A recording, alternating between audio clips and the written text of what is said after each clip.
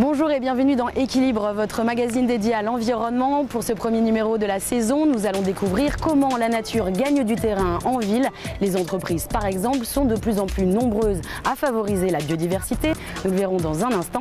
Mais avant cela, rencontre avec l'association Le Vivant et la Ville. Elle développe des projets agricoles en milieu urbain.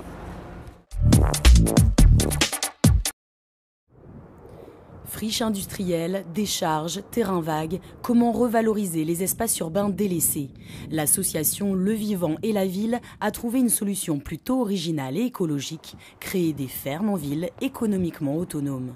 Et pour reconquérir des terrains parfois pollués, on mise sur la culture hors sol. La première initiative vient de voir le jour à Saint-Cyr-l'École. Il y a encore 2 ans, ce terrain de 3,5 hectares était une décharge laissée à l'abandon. Il y a 4 entreprises qui sont associées, qui sont les Jardins de Galie, Hydrasol, Sol Paysage et Veolia, pour développer les fermes en ville. Et donc c'est un projet collectif, c'est de l'ingénierie collective qui a été développée. Et en 22 mois, on est parti d'une friche, donc terrain abandonné, où il y avait des carcasses de voitures, où il y avait des pneus, où il y avait des blocs de béton. Et on l'a réhabilité pour donner aujourd'hui ce projet-là. Ce projet repose sur 3 activités. La première d'entre elles, la production.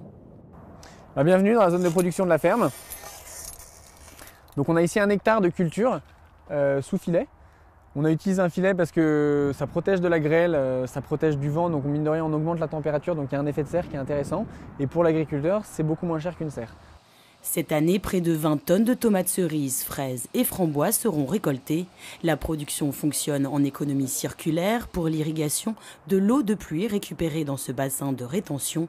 La récolte sera vendue dans un rayon de 20 km, à la ferme de Galie, dans des supermarchés ou encore dans ce tout nouveau distributeur automatique. Ça va. C'est bien passé? Très bien. Je vous présente Ken. Qui est donc le maraîcher en charge de la partie production. Ken est permanent sur le site, de 4 à 6 saisonniers l'épaule selon les besoins. L'intérêt du hors-sol, c'est qu'on peut en fait l'implanter sur n'importe quel endroit. Donc ce qu'on fait ici peut être refait ailleurs sur un toit d'un immeuble ou vraiment n'importe où. Donc on s'affranchit complètement du sol. En plus, là on les a mis à hauteur d'homme. Donc au niveau de la récolte, on est beaucoup plus efficace, on n'a pas de problème musculo-squelettique lié à la posture du travail, donc le travail se fait plus vite. Les fraises ne sont pas en contact direct du sol, donc elles ne vont pas pourrir. Donc en fait, ça présente que des avantages. Autre atout, ce type d'exploitation est amovible. Une fois démonté, il ne laissera aucune trace. Le but du démonstrateur est aussi d'expliquer ce qu'est la culture hors sol et d'initier les particuliers. Pour cela, une zone pédagogique a été créée. Le but étant de montrer au public qu'il y a plein de techniques hors sol qui existent et on veut vraiment dédiaboliser ces techniques, montrer qu'il y a des choses très rustiques et on peut faire un potager en fait suspendu en étant quasiment bio, mais en effet on est hors sol. Donc on commence là si vous voulez par le plus simple dans le monde du hors sol, c'est on prend un ballot de paille, on le fait composter, donc pendant 15 jours il va chauffer en fait et au sein du ballot va se développer un sol. Et ensuite c'est dans ce sol qu'on va planter et ça donne, là on a des courges, on a des salades. Dans ces bacs en bois, on teste différents substrats pour comparer leur efficacité et savoir si un déchet urbain peut devenir une ressource. Concassé de briques pour l'effet drainant, mélange de marc de café et de champignons et bien sûr déchets verts. Le déchet vert c'est une taille de haie, c'est de la tonte, c'est plein de choses comme ça. Compost et déchets verts et en fait ça devient un super bon support de culture. Donc ça on le teste en comparaison avec un terreau classique acheté dans le commerce. Voilà. Un peu plus loin, cette tour agricole récupère l'eau de pluie. Une pompe à énergie solaire permet l'irrigation. On peut tout à fait imaginer ça en milieu urbain, adossé à un centre commercial, à des endroits, parce que comme on voit c'est en étage, donc on augmente la surface au sol. Dans un registre plus moderne qui se veut aussi une source d'inspiration architecturale, ces installations hydroponiques. On a un bac avec de l'eau dedans, avec une pompe qui pousse l'eau tout en haut et ensuite c'est un système de douche qui vient irriguer l'ensemble des cultures.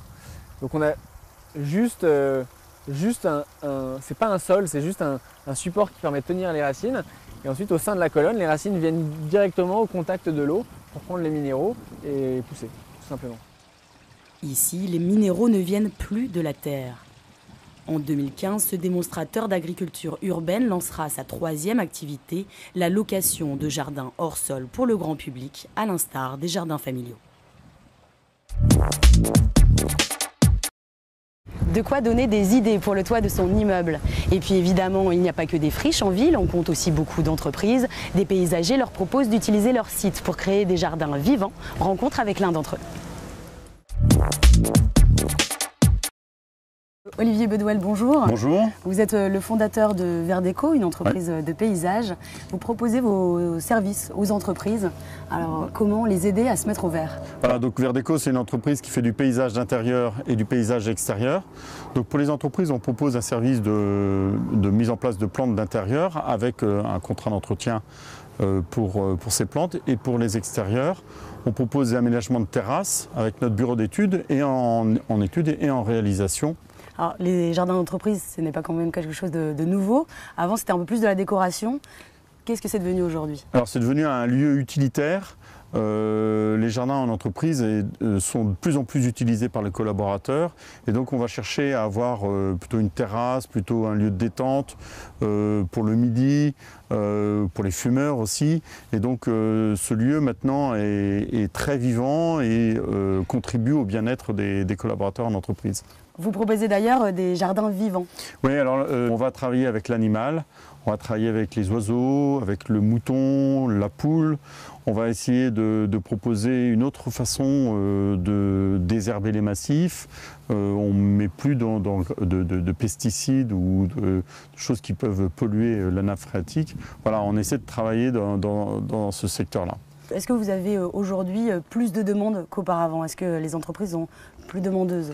Ce qui est sûr, c'est que les entreprises, elles recherchent beaucoup le bien-être de leurs collaborateurs. Et le jardin, aussi bien en intérieur qu'en extérieur, contribue à ce bien-être, au fait que les collaborateurs ont envie de venir travailler à l'entreprise et de se sentir bien. Voilà.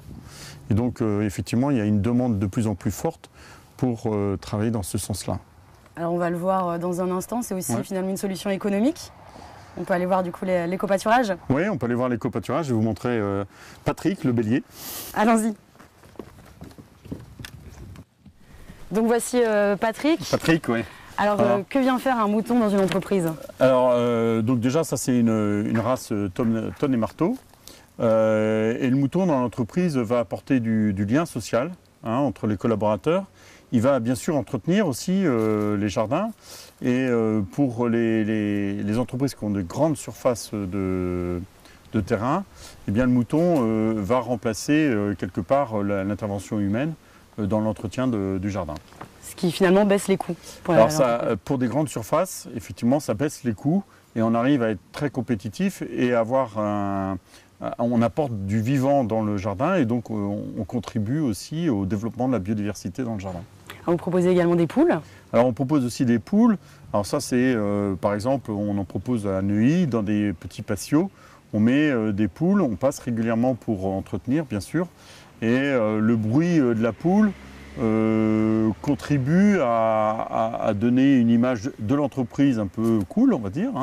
Et puis aussi les collaborateurs, ils apprécient énormément quand les poules sont là, ils peuvent récupérer les œufs. Enfin voilà, il y a une petite histoire qui se fait tout au long de la journée. Merci beaucoup. Merci.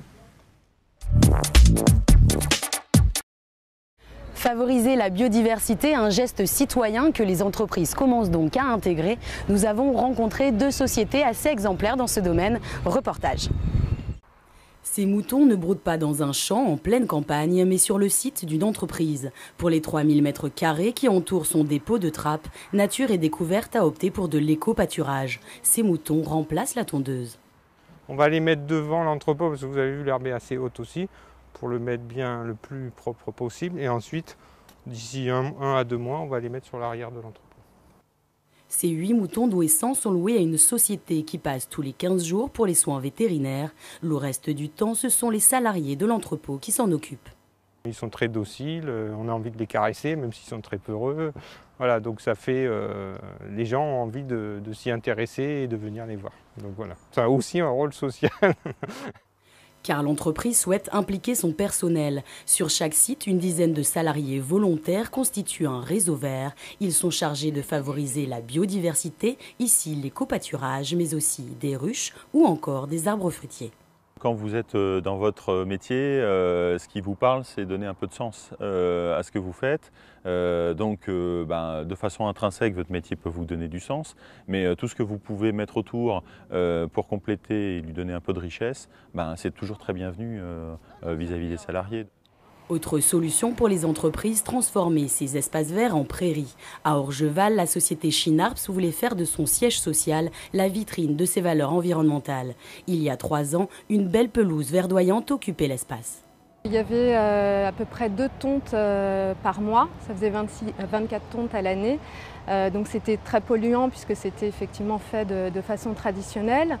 Et puis on avait vraiment un gazon vert sans vie qui était traité avec des pesticides. Et du coup on voulait donner vie à cette prairie. L'entreprise a signé un éco-contrat avec un autre prestataire. Aujourd'hui, le terrain n'est fauché que 2 fois dans l'année. La dernière date du début du mois. On retrouve une vingtaine de variétés de plantes indigènes. Alors des plantes indigènes, c'est des plantes qu'on n'a pas été chercher partout en France. C'est vraiment des plantes qu'on retrouve localement dans tous nos jardins, dans tous les espaces verts qu'on peut retrouver en région parisienne. Du géranium sauvage au bleuet. Pour les autres espaces verts aussi, les produits phytosanitaires sont bannis. On utilise des copeaux de bois issus des coupes d'arbres. Ça a un double effet, d'une part sur les mauvaises herbes et aussi sur l'aspect irrigation, étant donné qu'on n'irrigue plus du tout, on n'arrose plus du tout nos espaces verts. Pour aller plus loin, des ruches ont été installées et les abeilles ne sont pas les seules à être protégées. Cet hôtel à insectes est un abri pour de multiples espèces en cas d'intempéries. La société ne compte pas s'arrêter là, un potager est à l'étude. On finit avec l'agenda. Rendez-vous le 27 septembre au Scarabée à la Verrière pour le Festival des alternatives écologiques, économiques et sociales. L'association Alternativa Bascaille vous a concocté tout un programme, rencontres, conférences, mais aussi concerts. Et puis les 11 et 12 octobre, pour ceux qui voudraient rendre leur habitat plus écologique, le forum Éco-Habitat se tiendra à la Fondation Coubertin à Saint-Rémy-les-Chevreuses. C'est la fin de ce magazine. Merci de nous avoir suivis. Je vous donne rendez-vous le mois prochain et d'ici là, prenez soin de la planète.